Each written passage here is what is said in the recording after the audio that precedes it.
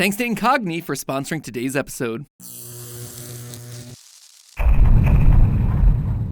Hello, Internet! Welcome to Film Theory, the show that's also having its main character recast. Wubba-lubba-dub-dub, am I right? Oh, sorry about that. Had a lee in my throat. Today we're talking about Rick and Morty. Gotta be real with you, and all the craziness that was 2023, I almost missed that Rick and Morty came back. But now that I've gotten a chance to sit down and actually binge through the whole thing, I gotta admit that these have gotta be some of the best episodes that the team has ever delivered. Okay, tough problem. Definitely a spicy meatball, but we can fix it. Including some huge moments of closure for these characters. Thank you for visiting the fear hole, Morty. Your fear of relying on Rick has been delicious. We even wrap up some major stories that previously probably would have been milked for entire seasons. Why threaten? Why not just do it? Because using a weapon like this doesn't get you left alone, Morty. Think I want a bunch of vengeful summers coming after me? Seriously though?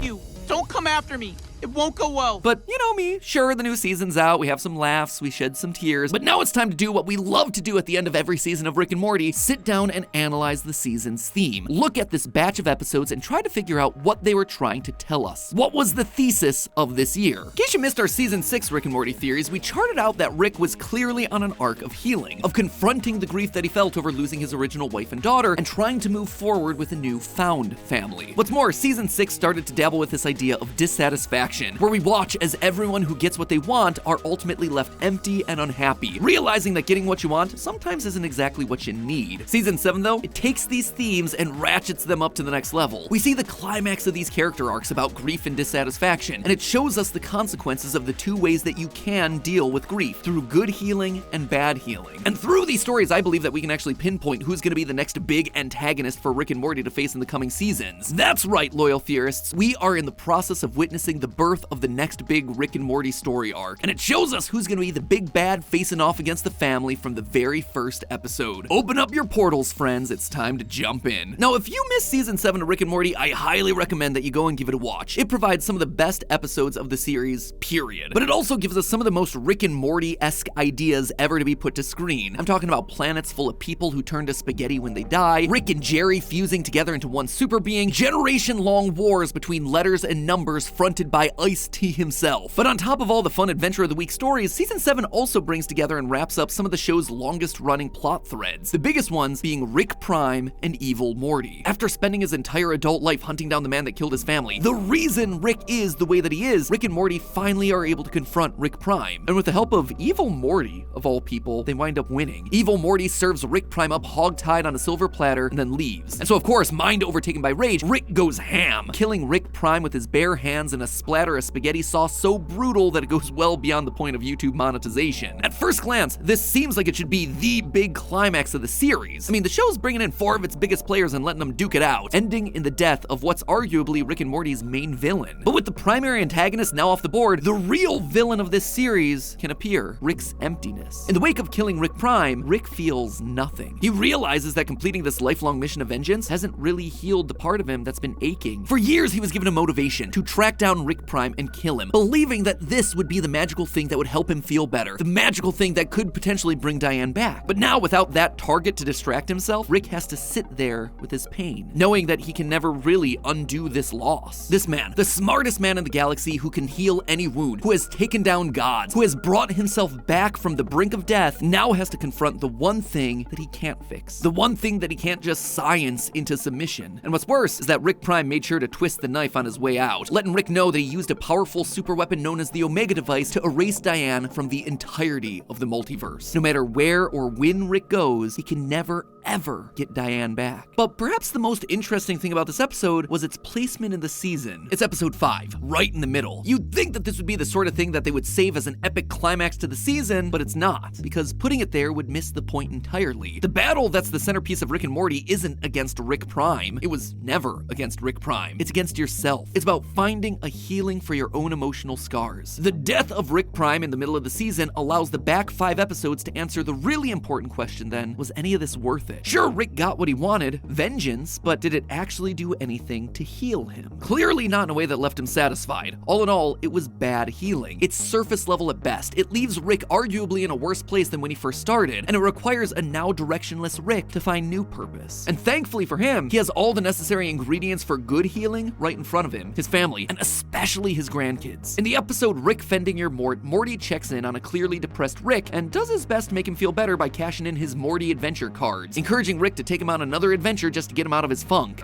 Not right now, Morty.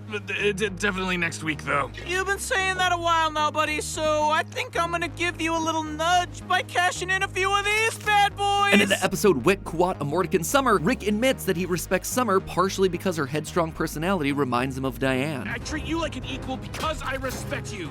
Remind me of your grandmother. All of this comes to a head in the season 7 finale, Fear No Mort, probably one of the top 5 episodes the show has ever produced, which sees Rick and Morty discovering a mysterious fear hole in a Denny's bathroom. A hole with the ability to manifest the greatest fears of anyone that jumps inside. Though they initially decide to leave it alone, Morty rushes back in and jumps down the hole, with Rick following after to save him. They both fight off monsters until they're both able to escape from the hole. Later, when they arrive home, Diane appears out of a portal, and Rick and Morty soon realize that they're still stuck inside the fear hole. Rick thinks it's because Morty's afraid of losing him to Diane. Morty thinks that his greatest fear is watching Rick die. Intent to get them both out of the fear hole, Morty continually faces his fears in an attempt to overcome them, but nothing works, until Rick mentions that Morty is irreplaceable. Come on, you're irreplaceable. Irreplaceable.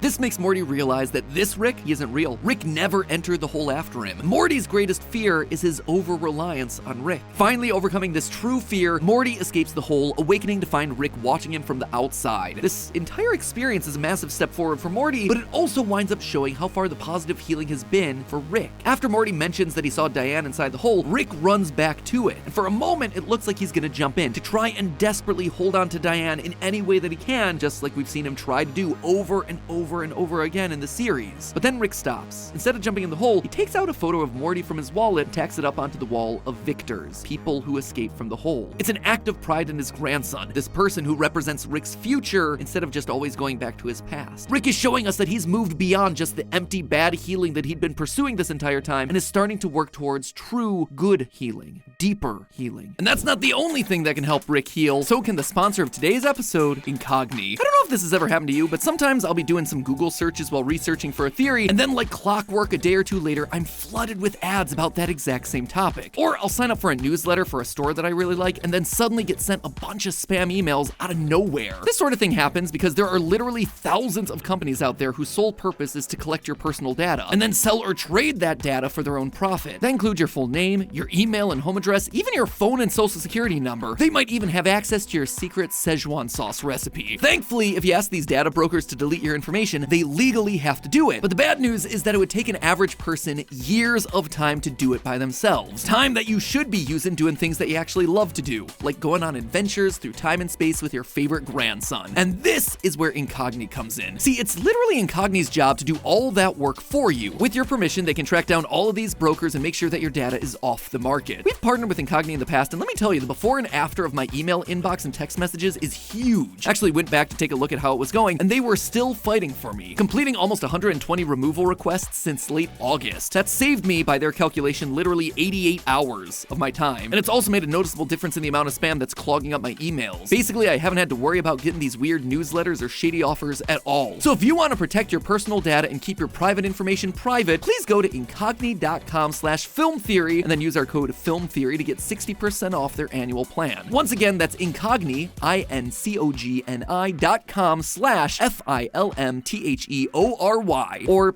save yourself the hassle and just click the link in the description because it is so much easier. That way you can get a great deal on their great service. Thanks again to Incogni for sponsoring today's video. Now let's jump back into the multiverse of Rick and Morty. For the first half of the season, the show really focuses on the concept of bad healing, touching more characters than just Rick. For example, in the episode Air Force Wong, we see how President Curtis responds to a breakup by hijacking a hive mind, hoping to see his approval ratings hit 100%, because if he can't have the approval of the woman he loves, well, the rest of the United States will have to do. Good, President. President, good. Ha, I get it now. Wow, what a president. Approval here. President approved. This is the perfect example of trying to use external approval as a method for healing, something that ends up hurting both the person trying to heal as well as everyone around him. Similarly, in the season premiere, How Poopy Got His Poop Back, we see how Mr. Poopy Butthole is dealing with the divorce, and let's say it's not going too well. I agree, Beth. I'm a piece of garbage. Instead of letting go of his ex-wife, moving on and creating a healthy new direction for his life to go in to support his son, Mr. Poopy Butthole goes on a bender with Rick and Hugh Jackman, ending up kidnapping poor Poopy Poopy Jr. The way he's trying to quote-unquote heal here is by holding on to everything that he lost, to the point that it ends up hurting the people that he cares about the most. Sound familiar? Well, it should. It's what Rick's been doing to the Smith family for the past 6 seasons. And as you'd expect, this sort of selfish coping ultimately doesn't turn out all that well for Poopy. Yes, you didn't see season 4, episode 3. Let's go!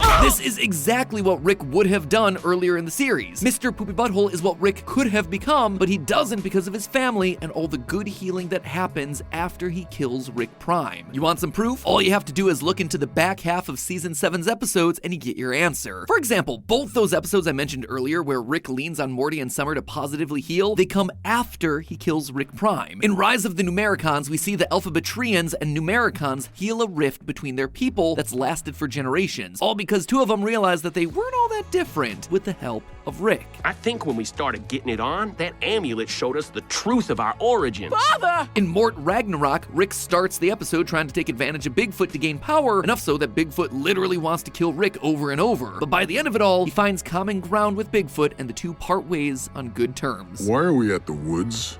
Time to go on home, big fella. Oh, okay. You're free. And of course, the fear hole represents the end of that growth arc. But my favorite example that I want to call attention to actually comes from the episode right before Rick kills Rick Prime. In it, we see a miniature version of this entire arc that Rick's on. In the season's standout episode, That's a Morty, we see a planet where those who choose to end their own life have their internal organs turned to spaghetti. Yep, that is really the plot, and trust me, they somehow find a way to make it work. Why? How? Their cortisol increases the starch content in their bloodstream, changing their intestines into one long spaghetti noodle. But the most messed up part of this whole thing is that the spaghetti is delicious, and everybody wants to eat it, despite realizing where it came from. Who's ready for more ethical spaghetti? Yeah, they're so good. Has the Parmesan? This ends up turning into big business for the planet, who then encourage more and more people to cut their lives short, all for their own profit. Truly, it is a messed up idea, but it's a brilliant commentary on how sometimes we can only see people as numbers, a source for content, feeding on their misery and self-destruction, literally finding their pain delicious, so we continue to inflict it and feed off of it. So then, where does the healing come in? Well, at the end of the episode, Rick and Morty broadcast the entire life of an old man, showing his pain, but also his ups, his downs, his loves, his heartbreak, his humanity. And afterwards, no one can stomach the spaghetti anymore. They suddenly see the people on this planet as more than just content. They see the beauty of the humanity in this situation, how relatable it all is, and suddenly everyone is able to heal. As for Rick, it's the seed that's the beginning of his choice to move forward in a healthy way, one that becomes all the more powerful given how far he's come. So that's everything that happened this season, but obviously it wouldn't be a Rick and Morty theory if we didn't also try to figure out where things are headed to next. And I believe that it all comes down to this little guy. I don't believe it's any coincidence that this season was bookended by Mr. Poopy Butthole. In fact, these episodes show just how far in the opposite direction he's growing from Rick and the Smiths. Not only did we see him try to kidnap his own child, as I talked about before, but in the stinger of the last episode, Mr. Poopy Butthole follows the darkest of paths, killing and replacing a separate Mr. Poopy Butthole from another universe to replace him, to live his happy life with his happy family. Sounds a lot like something Rick used to do, huh? Finding a new universe to start over in when everything falls apart in his life, resetting things back to a status quo so he never has to grow, never has to face his own pain. What's more, the series is gonna need itself a new antagonistic force now that Rick Prime is dead and evil Morty is off the table. Remember when I stole my kid? I stole one of these too. It's all about having a goal and stopping at nothing to achieve it. That is the role Mr. Poopy Butthole is gonna be taken here. In a similar way to how Rick Prime was the Rickest Rick, the person that most embodied the worst of Rick's traits earlier in his life, Mr. Poopy Butthole is gonna become the healed Rick's opposite. Someone who's felt a lot of the same pain, but goes about healing from it in the worst ways possible, hurting everyone around him. He'll embody all the bad healing that Rick himself used to embrace. In the end, Rick's ultimate test isn't his own healing, but whether he's able to teach others, his best friends, how to heal.